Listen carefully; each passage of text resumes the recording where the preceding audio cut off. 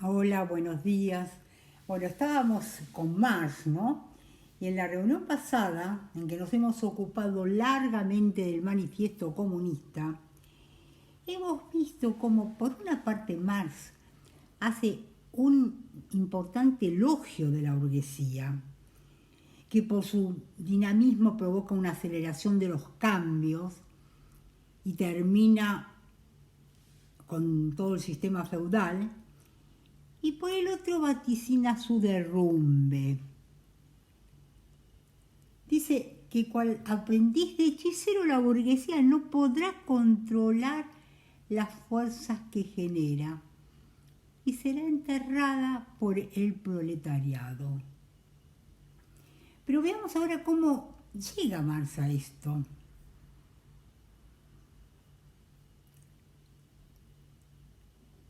Nos vamos a referir en principio al método. Esto que vamos a hablar ahora, a pesar de que está en muchas de las obras de Marx, para guiarse un poco con la bibliografía, está más específicamente en la ideología alemana. El método va a ser el materialismo histórico, el que le va a permitir una nueva concepción de la historia, una historia materialista, en oposición a ¿qué?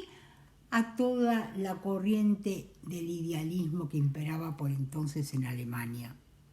Se trata de un método que va a responder a aquella premisa que habíamos visto ya, que decía Marx, para ver cómo los hombres conciben su vida, no debemos partir de sus ideas, sino de su vida material, o sea, del modo en que producen sus medios de subsistencia y al mismo tiempo producen y reproducen su sociedad con todos los valores, la filosofía, la religión, las instituciones, todo lo que conlleva una sociedad, ¿no es cierto?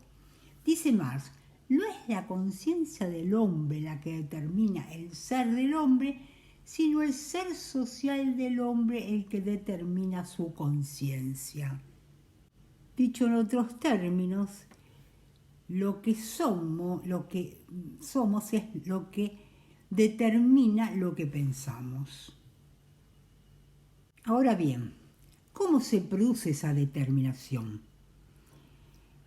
Esto es a través de una relación con el mundo y la naturaleza que es dialéctica. O sea que existe una influencia recíproca. El individuo nace y se reproduce en una determinada relación con la naturaleza que a la vez condiciona su vida. O sea, el sujeto modifica el mundo y viceversa.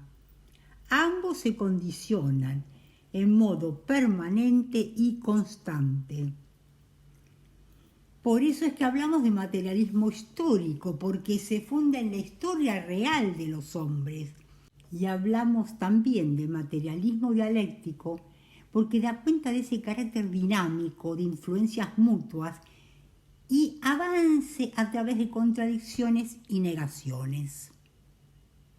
Y como les decía, en el marco de este materialismo histórico y dialéctico, se mueve todo un cuerpo de conceptos de alta complejidad, a la base del cual encontramos el concepto de modo de producción.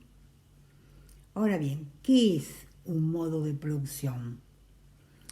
Modo de producción es el modo en que el hombre modela su vida, tanto material como simbólica.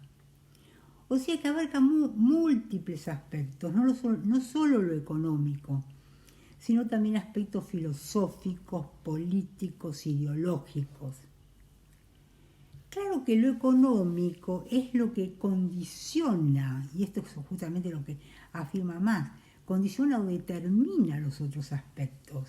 Y en esta cuestión de la determinación nos vamos a detener más adelante con más detalle.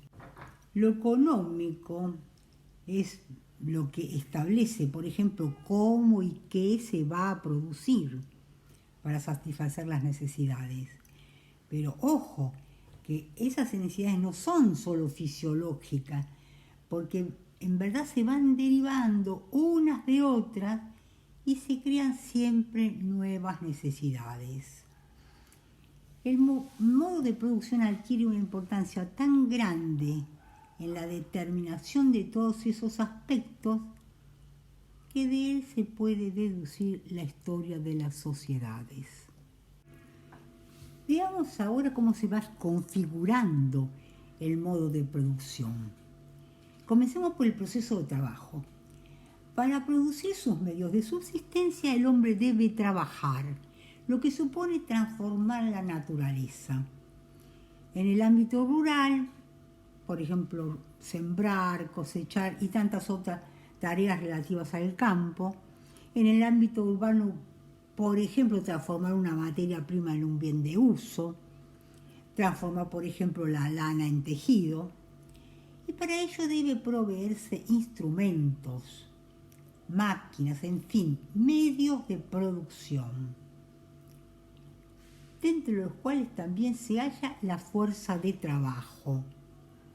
Y todos estos se articulan con un determinado régimen de propiedad, que puede ser privada, comunitaria, que a su vez establece una determinada división social del trabajo.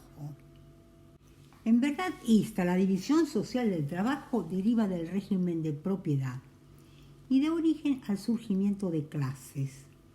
Así, por ejemplo, en el sistema feudal, donde la propiedad territorial pertenece al señor, las relaciones sociales se establecen bajo el patrón señor-siervo.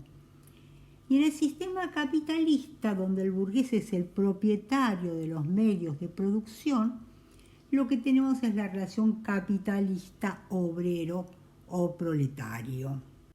Con este análisis, Marx está cuestionando el carácter natural de la propiedad privada. O sea, esta no es algo natural y no se ha dado en todos los tiempos, sino que surge de determinado modo de producción y por efecto de la profundización de la división social del trabajo. De hecho, en los primeros modos de producción no existe propiedad privada. El otro factor que participa de este proceso, las fuerzas productivas, está compuesto de todos los otros elementos que participan de un modo de producción, o sea, las máquinas, la materia prima, la fuerza de trabajo. Ahora bien, todo esto está relacionado de tal manera que el grado de desarrollo de estas fuerzas productivas incide en el modo de producción y por tanto también en el pasaje de un modo de producción a otro. Dice Marx que cuando las fuerzas productivas han alcanzado un alto grado de desarrollo, de mecanización, ya no se adecúan a las viejas y tradicionales relaciones sociales. Así, por ejemplo, la mecanización del trabajo, los descubrimientos de la máquina a vapor y otras tantas innovaciones incidieron notoriamente en el paso del modo de producción feudal al modo de producción capitalista. Un factor decisivo en este cambio fue la liberación de la fuerza de trabajo.